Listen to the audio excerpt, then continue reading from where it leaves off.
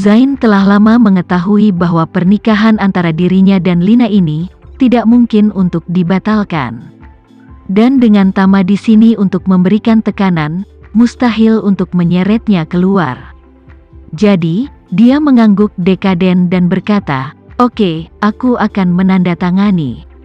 Setelah mengatakan itu, dia bertanya kepada Tama dengan wajah penuh harap, "Tuan Renza, katamu pada awalnya, selama Ayu duduk di posisi kepala keluarga Sucipto dalam waktu 3 tahun, biarkan aku kembali. Sekarang dia akan segera mewarisi keluarga Sucipto.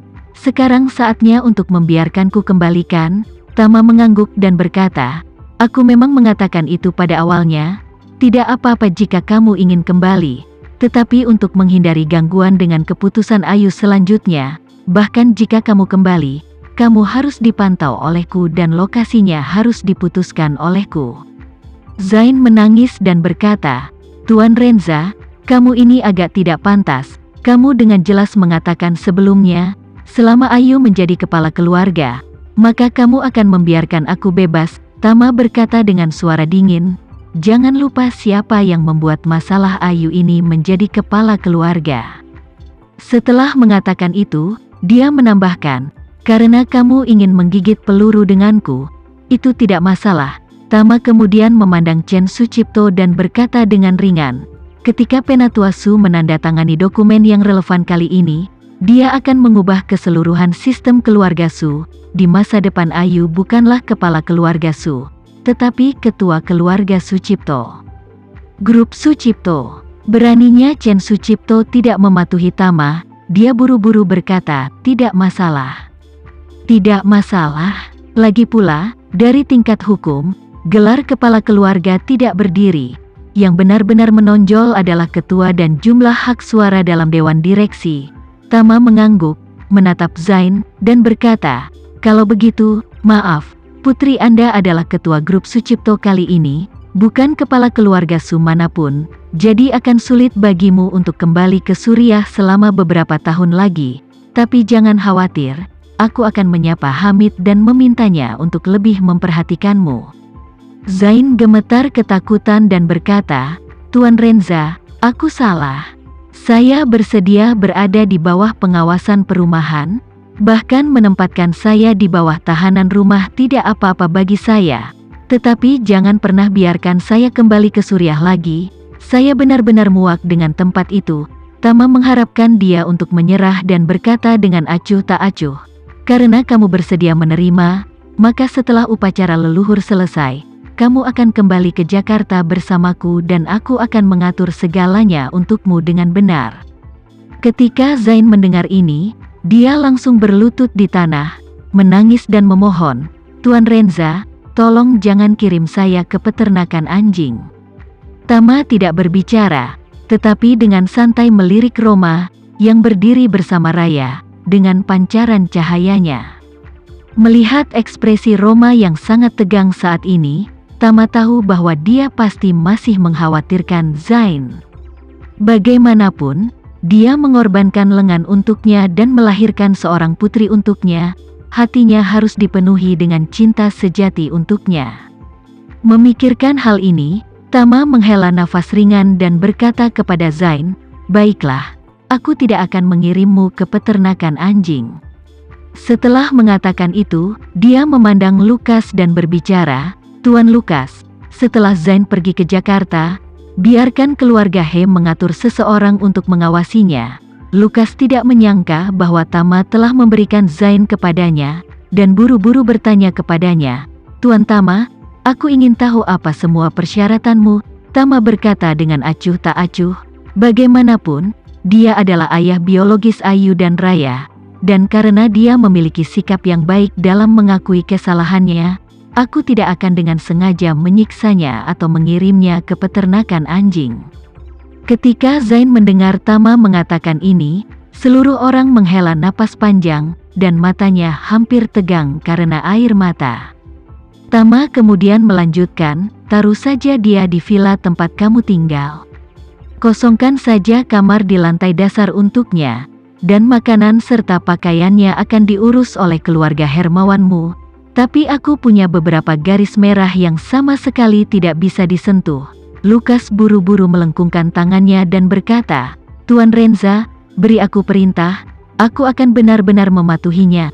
Tama berkata, pertama, dia tidak boleh meninggalkan villa. Kedua, dia tidak boleh memiliki kontak dengan dunia luar selain keluarga Hermawan, termasuk Ayu dan Raya. Lukas segera berkata dengan hormat, yakinlah Tuan Renza, saya menjamin di kepala saya bahwa saya tidak akan pernah membiarkan dia meninggalkan villa, atau membiarkan dia berhubungan dengan dunia luar.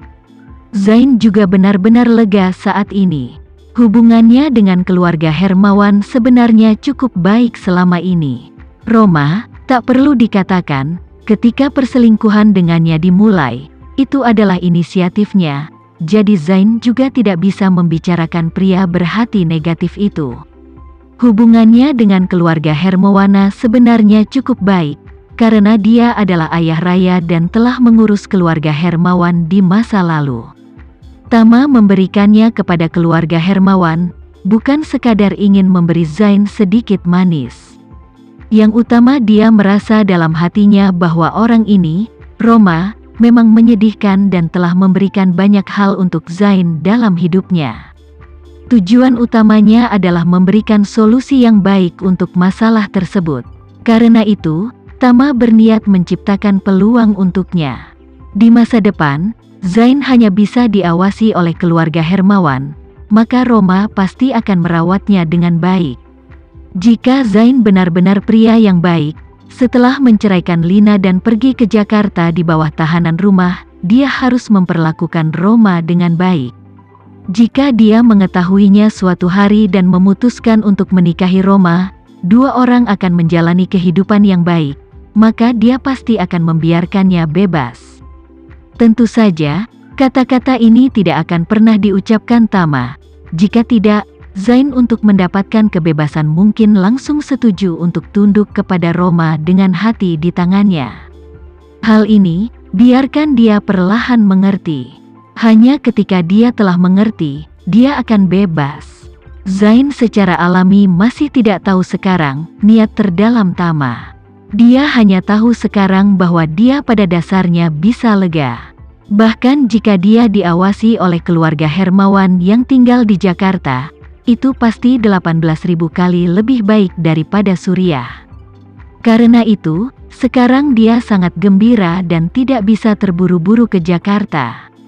Ayu sangat berterima kasih kepada Tama jauh di lubuk hatinya saat ini. Dalam hatinya, dia menghela nafas, saya benar-benar tidak menyangka bahwa Tuan Renza sangat dermawan hari ini. Tuan Renza dapat membayar keluhannya dengan kebajikan dan memberi keluarga Sucipto hasil yang baik yang jauh melebihi harapan saya. Kakek bisa meninggalkan DR dengan selamat.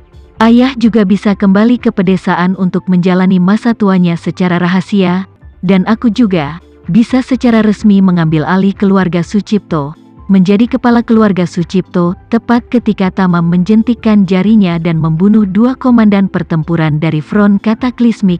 Aku berpikir bahwa hari ini kakek akan mati di sini. Tapi aku tidak menyangka Tama akan membiarkannya hidup-hidup.